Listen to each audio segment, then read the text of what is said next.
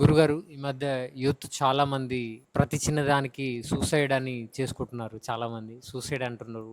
ఆశ్రిత భక్తులకందరికీ నా హృదయపూర్వక అభినందనలు తెలియపరుస్తూ ముందే చెప్తున్నాడు. ప్రదీప్ రెడ్డి అడిగిండు, ఏమన్నాడంటే, గురుదేవా, చిన్న చిన్న పిల్లలు యూతా, ఆ! చిన్న పిల్లల అదే యూత్. యూత్ హ్మ్. టీనేజ్ వచ్చిన పిల్లలు ఆత్మహత్యలు ఎక్కువ చేసుకుంటున్నారు. దానికి గల కారణం ఏమిటి? కర్మఫలంగా అట్లా అవుతారా, రాత ఫలంగా అవుతారా? రాత వేరు, కర్మ వేరు. హ్మ్. పెద్దలు చేసిన పాపానికి అట్లా అవుతారా, ఓళ్ళు చేసుకున్న పాపానికి అట్లా అవుతారా? హ్మ్. లేదా వాళ్ళకు వాళ్ళ మీద నియంత్రణ లేకపోవడం వల్ల అట్లా అవుతారా? ఇదే కదా. అవును. ఒకవేళ చేసుకుంటే ఏమైతది? నెక్స్ట్ వాళ్ళు ఏమేమి అనుభవిస్తారు నెక్స్ట్ జన్మల? ఇదంతా నిజం చెప్తా చూడండి. మోయలేని కష్టం భగవంతుడు పంపడు, ఇమడలేని సంసారం పంపడు, ఏగలేని మొగిని గట్టిపెట్టడు, ఏగలేని పెండ్లమును కట్టిపట్టడు, జంతకు తగ్గ బొంత, బొంతకు తగ్గ నిద్ర. ఆ పిల్లలకు అవగాహన రాహిత్యం. ఒక్క లాజిక్ మిస్ అవుతారు. మీరన్న యూత్, నీ తండ్రి కూడా నీలాగా సూసైడ్ చేసుకుంటే నువ్వు పుట్టేవాడివా? నీ తండ్రి కూడా నీలాగానే యవ్వన వయసులో వచ్చినప్పుడు సూసైడ్ చేసుకుంటే ఆయన పుట్టేవాడా? ఇట్లా తండ్రులందరూ సూసైడ్ చేసుకుంటే మనం పుట్టేవాళ్ళమా? అదంతా అబద్ధం, తప్పు.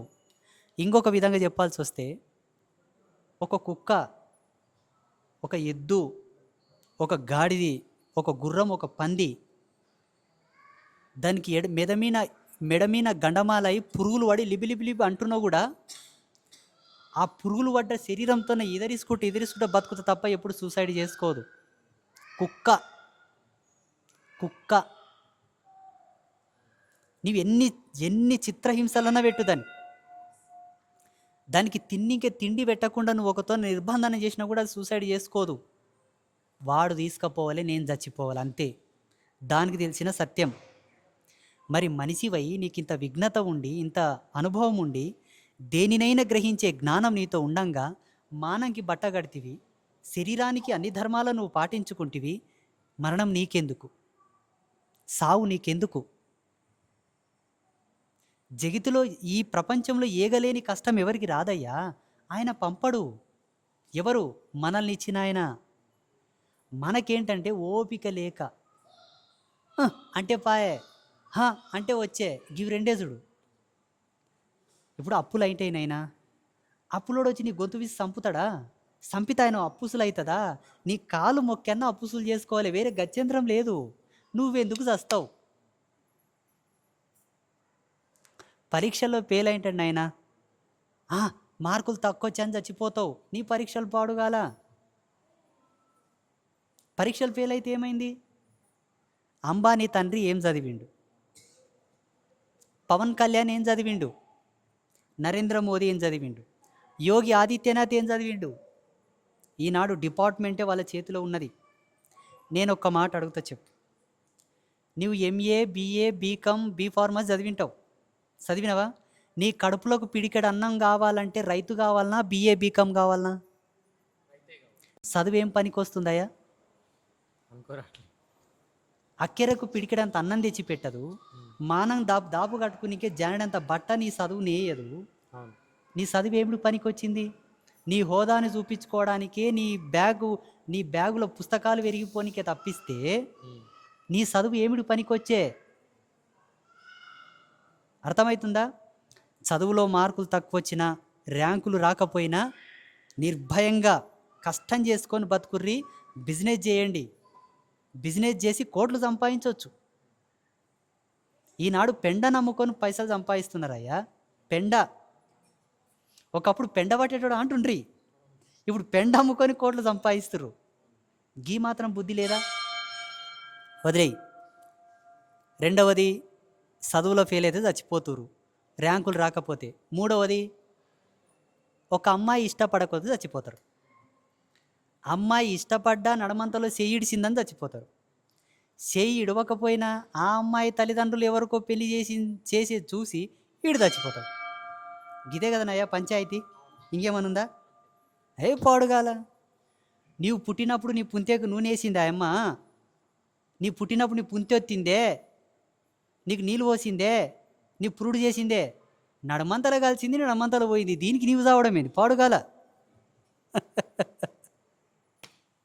ఇగో ఎదవంచి నీకు పాలిచ్చిన తల్లి ఉంది, కడుపు దించి నీకు జన్మనిచ్చిన తల్లి ఉంది, నీకు ఇతనమేసిన నీ తండ్రి ఉండడు, నీ ఎదగున్ని నీ ఈపునదాన్ని నీ ఎదసన్ను నీ ఎంగిలి పాలు దాగి పుట్టిన నీ అన్నదమ్ములు ఉండరు. ఓలకేమనైతే చచ్చిపోనాయనా నీకు ఒక ఇలువ ఉంటుంది. అది ధర్మం. ఎంగిలికి ఎంగిలి మారుకు మారు. అవు ఒకవేళ నీ రాతల నెల పరిచయం అయ్యేది ఉన్నది, నెల పరిచయం అయింది ఇడిపోయింది అంతే. నీ రాతలో ఒక సంవత్సరం నీతో పాటు ఉండేది ఉన్నది ఆమె అంతే. నీ రాతల పెండ్లి పీటల మీదకి పోయే వరకు రాసి పెట్టినాడు, విడిపోయింది అంతే. నీ రాతల ఎంగేజ్మెంట్ వరకే నీ పార్ట్నర్, అయిపోయింది అంతే. ఇలా ఆలోచించిన నాడి సావులు జరగవు అంతే తప్ప నా కోసమే పుట్టిన అందాల రాని అనుకుంటూ పోతివంటే నీవు అందమైపోతావు, నీది సందం అవుతుంది భూమిలో. ఆమె అందంగా ఉంటుంది, ఇంకెవరన్నా పెళ్లి చేసుకుంటుంది, పిల్లలకి అంటే హ్యాపీగా ఉంటుంది. నీ అందం ఈడ, ఆమె అందం ఆడ. ఎరిమాలోకం పిచ్చిమాలోకం ఇదంతా. ప్రేమల పేలైన వాడు చనిపోవడానికి అర్హత లేదు. సచ్చి సాధించింది ఏముంది, బతికి సాధించు. ఒకవేళ నీదంత సిన్సియర్ లవ్ అయితే, నీదంత నిజమైన ప్రేమ ఉంటే, నీదంత సత్యమైన ప్రేమ ఉంటే, నీ పెళ్ళైన తర్వాత కూడా ఆమె ఫోటో ఎడన గప్పుగా దాపెట్టుకొని రోజు చూసుకుంటుండు. మళ్ళీ పెళ్ళకి తెలిస్తే కొడుతుంది. అంటే మరపురాని జీవితాలు కొన్ని ఉంటాయి నాయనా, కొంతమంది మరవరు. అది సిన్సియర్ లవ్ అంతే తప్ప ప్రాణం తీసుకోవద్దు. మీరు అంటున్న యూత్ ఒకవేళ పిడిపిడి కండలు పేమిన పెట్టుకొని సస్తామంటే ఏ అచ్చట ముచ్చట ఎరగని జన్మ. సావు అనేదానికి అర్థం ఏందో తెలుసా? నోట్లే పండ్ల నుసిపోలే, నెత్తిమిని ఎనికెళ్ళి తెల్లం కావాలి, మీసం తెల్లం కావాలి, గడ్డం తెల్లం కావాలి, అరికాలకు తుపడ రావాలి, అప్పుడు చావాలి. అది ముక్తి సావు. నెత్తి నల్లగుండంగా చస్తే అంటే ఎట్లా నాయన? అందుకే యవ్వనం ఒంటి మీద ఉన్నంగా చస్తీరనుకోండి, ఆ మరణం యొక్క సంకేతం, ఆ మరణం యొక్క దోషం నేను కన్నుల మీద పడుతుంది, నీ అన్నదమ్ముల మీద పడుతుంది. నీ సావు ఇంతమందికి ఎందుకు బరుగు పెడతావు? పోనీ ఈడికి ఎండ అవుతుందే, నువ్వు మళ్ళీ ఉడతావు. పుట్టించేటోడు ఉన్నాడు, ఈడికే నేను ఆపడు. మళ్ళా పుట్టేటటువంటి జన్మ ఎట్లా ఉడుతుంది నీకు తెలుసా? ఏదో అనామకమైనటువంటి విషయం కోసం నువ్వు చస్తావు. ప్రేమలో ఫెయిల్ అయినవనో, పరీక్షలో ఫెయిల్ అయినవనో, జీవితంలో ఫెయిల్ అయినవనో, ఏదో ఒకటి చేసి చస్తావు. చచ్చిన తర్వాత నువ్వు సాధించింది ఏమీ లేదు, సున్నా. కానీ బతికి సాధించు. ఆ జీవితం ఎంత గొప్పగా ఉంటుంది.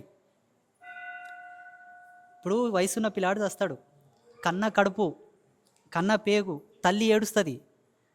కనేటప్పుడు ఏడవని తల్లి నువ్వు పెరిగి పెద్దగైనాక నువ్వు చచ్చినప్పుడు ఏడుస్తుంది చూస్తావా?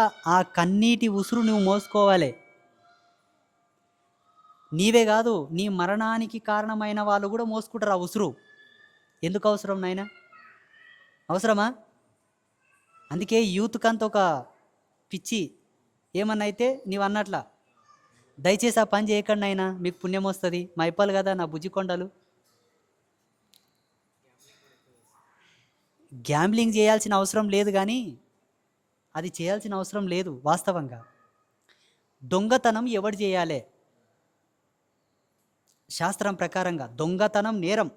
ధర్మం ప్రకారంగా దొంగతనం చేయకూడదు, చేయరాదు. ఎవరు చేయాలి? ఒకవేళ చేయాల్సి వస్తే గత్యంతరం లేదు, కాలు చేతులు పనిచేస్తలేవు, సంపాదించుకునికి ఏ స్తోమతి లేదు, ఏ సోర్సు లేవన్నప్పుడు నారాయణ నారాయణ నారాయణ అని 11 సార్లు తలిసి, నమశివాయ నమశివాయ అని 11 సార్లు తలిసి, 3 సార్లు ముక్కు చెంపలు వేసుకొని 3 గుంజీలు తీసి నీ అవసరమైంది ఏదో అది కూడా కండ్లకు అత్తుకొని తీసుకొని కడుపులన్నీ వేసుకో, ఏమన్నా చేసుకో తప్ప అధికారికంగా పోయి దోచుకొచ్చిన వాని జన్మ సర్వనాశనం. ఓని వంశంకి తెచ్చిపెట్టినా వంశం నెగులది. ఏ గంగలో ఉడకపోయేది ఆ గంగలో ఉడకపోతుంది. అందుకే పెద్దలు ఒక మాట అనేవాళ్ళు, అವೆಲ್ಲ చెప్తే బాగోదు. దొంగతనం చేసిన కొంప, లంచతనం చేసిన కొంప నెగలదంట. ఇప్పుడు వెలిగిన కొన్ని దినాలకు నేలమట్టమే. రాజ్యాలే పోయినాయి నాయన అట్లా. అందుకే నీవంటి గ్యాంబ్లింగ్ అని అవి కూడా చేయాల్సిన అవసరం లేదు. ఒక గుడికాడ కూర్చొని చెప్పులన్నీ జమ చేసుకొని చెప్పులు అమ్ముకొని కూడా బతకొచ్చు నాయన, తప్పు లేదు. అడవిలో కాసిన పూలన్నీ తెచ్చి దండ కట్టుకొని పూలు అమ్ముకొని బతకొచ్చు. కట్టెలు కొట్టుకొని బతకొచ్చు, పిడకలు ఏరుకొని బతకొచ్చు, సత్యం సాధిస్తావు. అర్థమైనా? అందుకే యూత్ అందరికి ఒక విజ్ఞప్తి, సావకండి, బతికి సాధించండి.